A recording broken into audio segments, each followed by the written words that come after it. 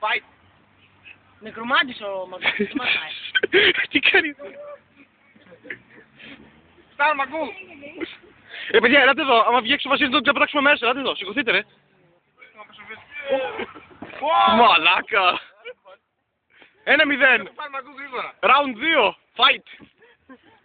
Το μπουφάν Μαγκού γρήγορα. Ψηλέ, έλα εδώ. Stop, cut. Cut. Round 2. Fight. Πώς είναι με το μπουφάν, γαμάτα. Παίρνω.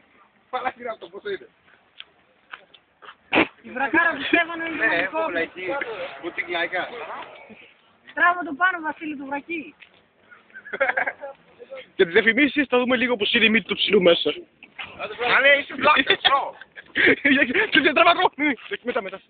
Cut. Αυτό θα το βάζει στο βίντεο βλάκα, θα το τραβάω. Πω. Από εδώ ρε που φλακώνεις. Δεν βλέπουμε καλά, δεν θα δω. Από εκεί Μάριο.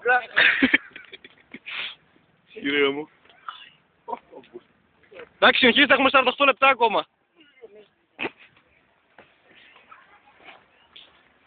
Τάτα.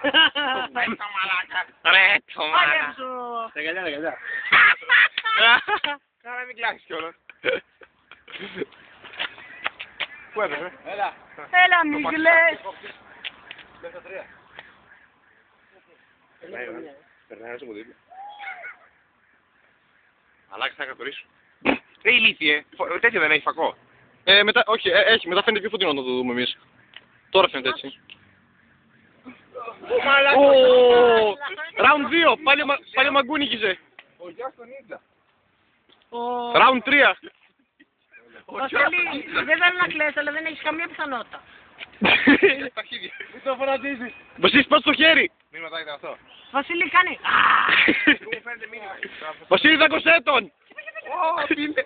Φωνατίστηκες. Βαλέτο.